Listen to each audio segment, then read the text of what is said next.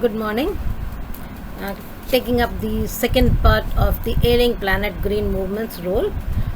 Earlier, we had discussed about the green movement which started in New Zealand. Then we talked of the holistic and ecological view, and then we talked of the sustainable development and how we should be the responsible trustees of the legacy to the future generation, and our moral obligation to be good stewards of the planet, right? Then we talked about the zoo in Lusaka in Zambia, which had a cage with a mirror in it, and there was a big notice which read the world's most dangerous animal. Then we talked about the about 1.4 million living species with which we share this earth, and lastly we talked about Mr. Lester R. Brown, who had written about the four principal biological systems of the earth, which is fisheries, forest, cropland, and grassland. Right? He talks about these four, which are the pillars for any economic system, because all the raw material, including our food, is provided from these four principal biological system, except the minerals and the petroleum, which we get from the mines. Right? So continuing from here, we have seen that the humans who have used so much of these biological systems, we have stripped the earth of all these important things. What is going to happen when we overuse all these things? The fisheries will collapse, right? The forests will disappear. The grassland will be converted into barren wastelands, right? And the croplands will deteriorate. They won't produce good quality harvest, right? We know that protein is very important for human beings, right? But what actually happens, that people in need of protein, they go for overfishing, right? And what does this result? This results in the depletion of the fisheries, the bad qualities of the fish. People try to have as much as they can, and in that process the quality is not maintained. So we are taking so many fishes out of the fisheries that the fisheries collapse. They are not able to provide as much as the world needs. So if we are not going to control ourselves, we are going to collapse the fishery, right? The second is when we talk of forests. What happens in a forest? You must have seen the outskirts of the forest where there are small villages, and these people in the village, they use firewood. They go on cutting the forest, and this has resulted into decimation of the forest, right? They have decreased the number of trees in the forest. They use this firewood in the cooking. They don't know the value of these trees, and they go on cutting and using it as firewood. So it has become expensive. Now it is said that what goes under the pot, it costs more than what goes into the pot. This is important. That is, what goes under the pot. The pot is kept on the stove. Okay, the firewood is burnt. Okay, the firewood is burnt. The pot is kept on the firewood. So what goes under the pot, under the pot there is firewood, which is costlier than what goes inside the pot. That means either you cook the rice or dal or whatever it is cheaper than the firewood. Why? Because it has started to deplete, the forest has started to deplete, right? And it is not far when we are going to be living in a place where there won't be any trees. That is why afforestation is so much promoted nowadays, because we have faced so much of deforestation, right? And some of the tropical forest, tropical forest is called the powerhouse of evolution. It is said that the evolution took place from that there are endless species which live in the tropical forest, and they are on the verge of extinction just because of this destruction of the forest. There are many scientists have gone to the tropical forest to find out the number of species found, and now it has resulted into the extinction of these species, many species, just because we have started to deplete the forest, right?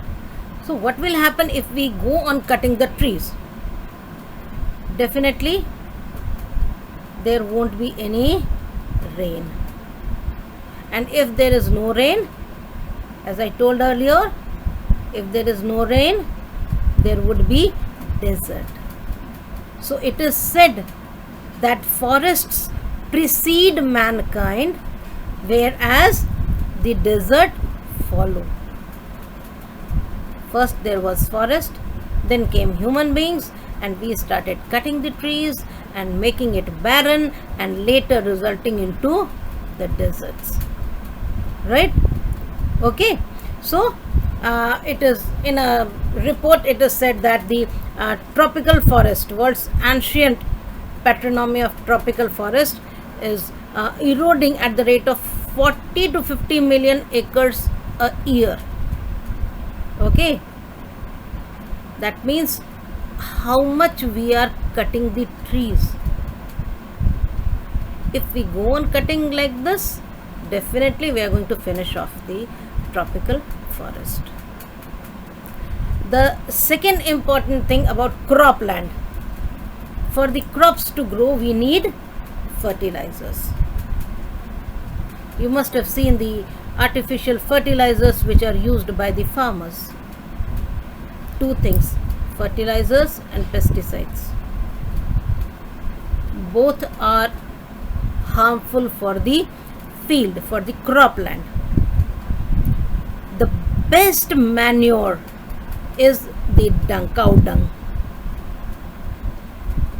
The organic manure is the cow dung. But we hardly see people using cow dung. What do? They prepare the cow dung cakes, right? And these cow dung cakes are used to burn, to cook food along with the wood. So these cow dung cakes, which are used for cooking purpose, if they are not used, they can be used as a natural manure, as an organic manure, and it would be very, very helpful for the land, for the cropland. Instead, what we use? We use fertilizers, artificial fertilizers, and they result into the deterioration of the fertility of the soil. The pesticides that we use result into the fruits or the vegetables or the crops to become a bit of poisonous, but they are being used, right? Now, where does India stand, right?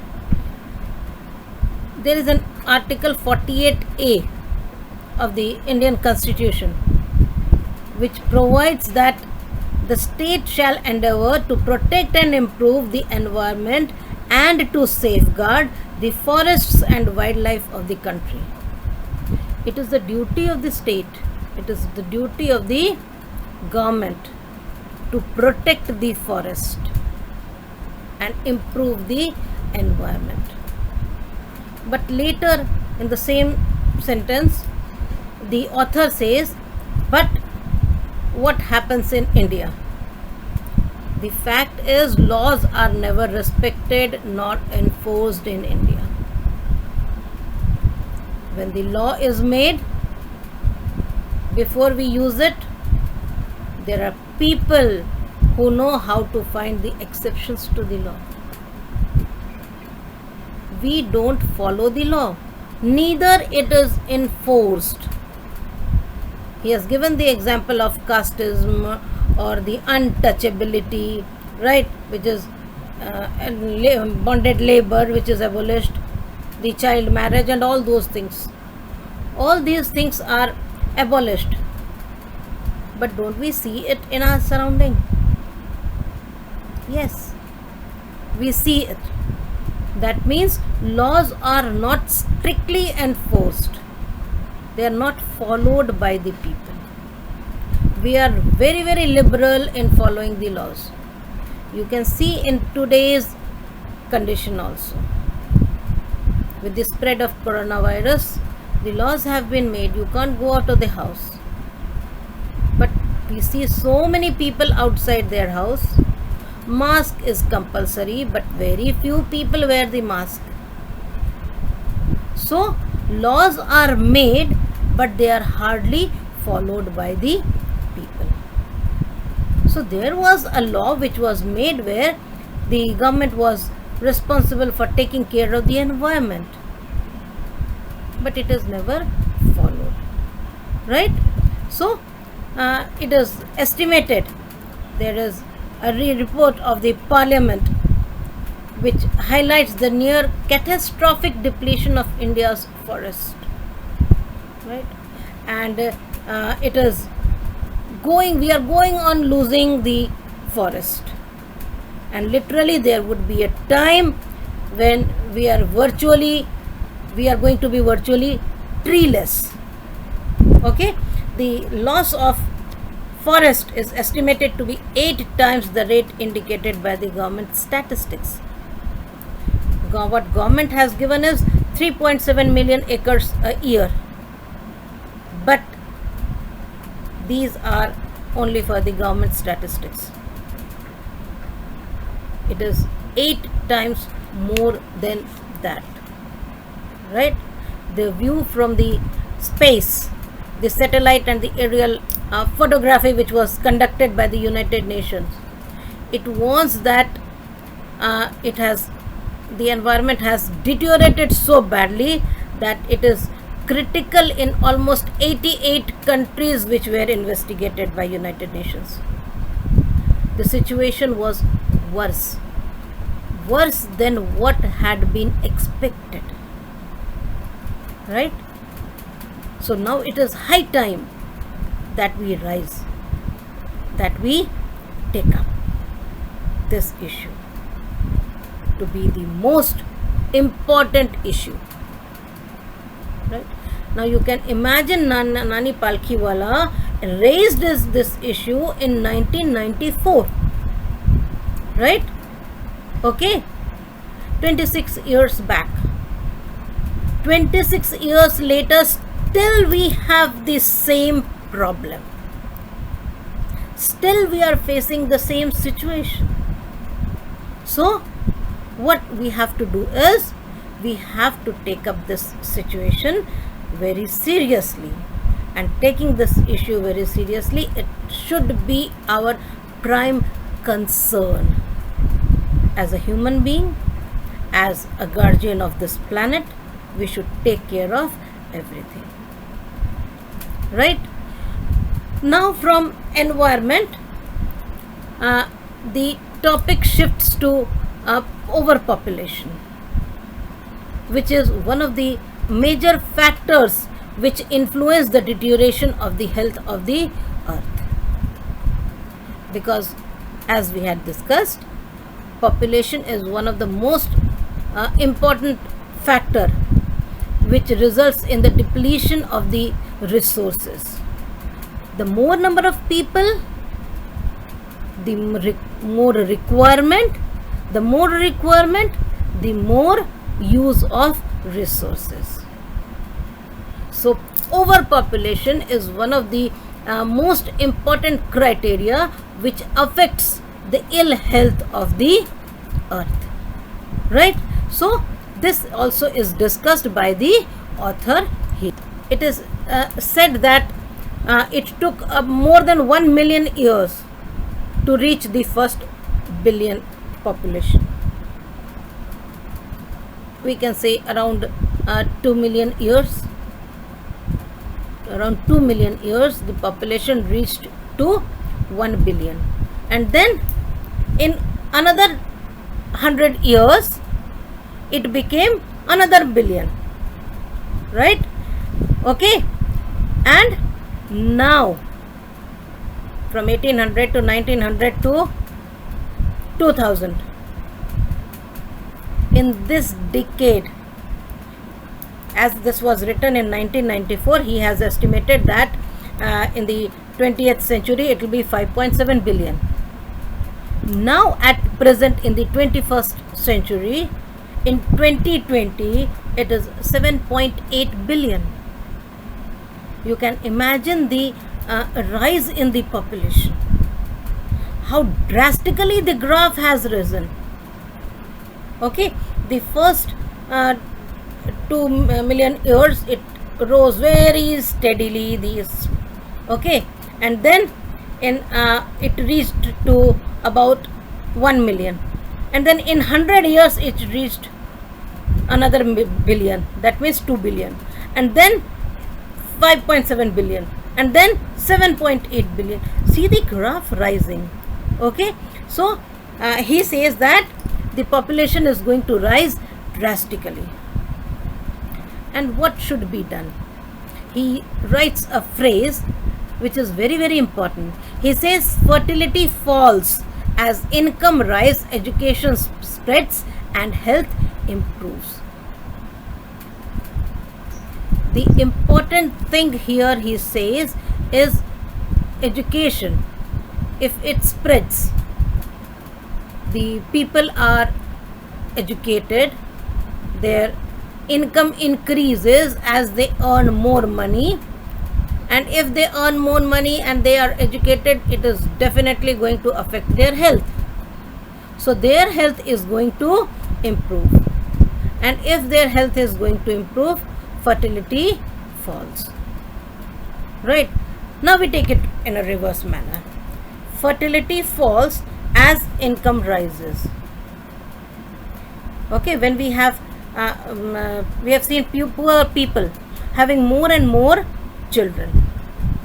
Why they beget children?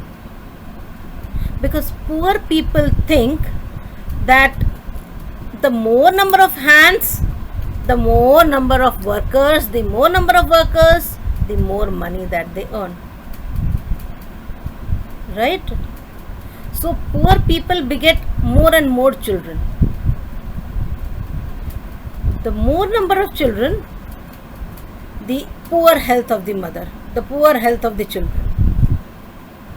Because whatever income is there, that is going to be distributed among the all family members. And if that is going to happen, they are not going to have good standard of living. The children won't be sent to schools, they won't be educated. Right? So it says that development is the best contraceptive. If we develop the people, if we educate them, they are going to realize the importance of health, the importance of having less number of children, importance of having good income, and definitely the fertility will fall. They are going to have less number of children. right?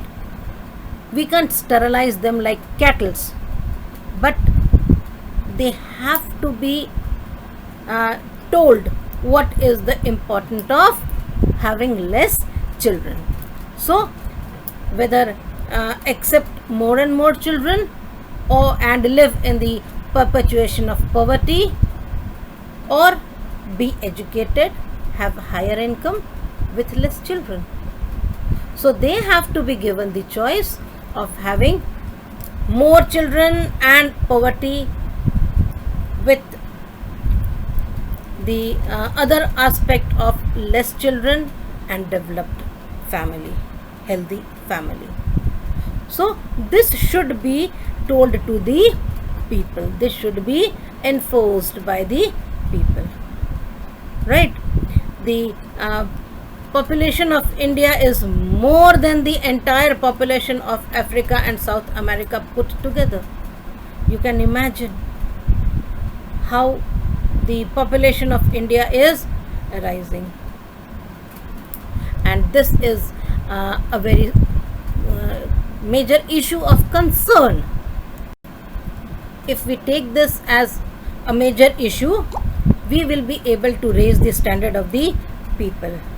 We'll have to make them understand that they would die in the hungry hut myths unless population control is given most important, topmost priority. They would die in their hut myths.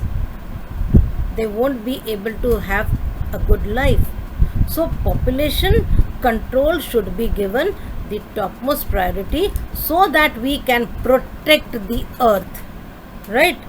So he talks about overpopulation. Then Nani Palkhiwala talks about the transcending concern, that is the survival not just for the people but for the planet also. We are concerned not just for ourselves but for the planet also. We have talked about this, the holistic and ecological view, okay, and this has resulted into the era of responsibility. We have understood our responsibility to be a good steward, right, a trustee for the future generation. So this is an era of responsibility. This word is important, era of responsibility. So we have started treating the world as an integrated whole rather than a dissociated collection of parts, right? Now in this view, holistic and ecological view, industry plays a very important role, because without industry there is no survival, there is no development. So industry also plays a very important role. We have seen that the industries are responsible for most of the population, either air population or water pollution, air pollution or water pollution. So industries are responsible for pollution, but there are people like Mr. Edgar S. Willard Wu. He is the chairman of DuPont, right? Now DuPont is a company and industry. It's one of the largest chemical factory, right? Produces many things. He says that he declared himself to be the company's chief environmental officer, and he says that our continued existence as a leading manufacturer requires that we excel in environmental performances. That means he knows his duties towards the environment. He knows how he can contribute towards the upliftment of the environment, not polluting the environment. So he considers himself to be the chief environmental officer. And how nice it would be to have more people like Mr. Hu. If they are all responsible, definitely we are going to have a better world to live, right? Now, you know who Margaret Thatcher was, the Iron Lady of Britain, right? She was the first lady Prime Minister of England, and she is considered to be the most daring lady who took many stern decisions. One of her statements that is beautiful and often quoted, she says, "No generation has a freehold of this earth. All we have is a life tenancy with a full repairing lease." Right? She says that we don't have freehold on this earth. We are not allowed to use the resources freely. All that we have is a life tenancy with full repairing lease. We have to go on repairing the earth. We all have to live on this earth for a very short period. You can imagine the life of a human being, 70 to 80 to 90 years, not more than that. And generations after generations have gone. So we are not going to live on this world permanently, and this is going to affect the next generations if we are going to use the resources unknowingly, right, just to satisfy our greed. So we have a life tenancy with a full repairing lease. We also read about Lester R. Brown, right? In his book he had written the quote that is very, very important of Mr. Lester Brown is, "We have not inherited this earth from our forefathers. We have borrowed it from our children." That means it has not been handed over by our forefathers. They have not given you this earth as a legacy. We have borrowed it from our children. And how do we keep the things which we borrow? It is said that return as you borrowed. That means if I borrow a pen from you, I will have to return it as it is, of course after using it, right? That means I should not break the pen, I should not lose the cap, right? I should return it as I asked you to give. So we have borrowed it from the children, so we have to return them as we have had it. So here the author says that we have not inherited this earth from our forefathers, rather we have borrowed it from our children, which is a quote of Mr. Lester R. Brown, right? And very truly said. Very truly said. We have to take care of our earth. We have to pass on this earth to the next generation in the same way as we had it. Of course, it is not so. Sorry to say this, but yes, we are not taking care of this earth as we should. Okay, so this story is this much only, this excerpt, and there are some word meanings. Okay, I'll be posting it.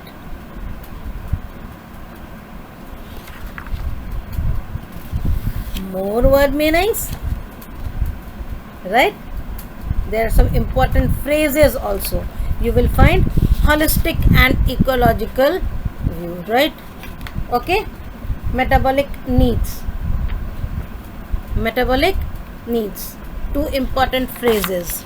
Okay, the third here is catastrophic depletion and transcending concern. All these are mentioned here. I'll be sending you as a document. And then we have the important lines. Note down these important lines because we will be discussing it. I've discussed it in the video. Later we will be discussing it. Right? So that's all for today. Thank you.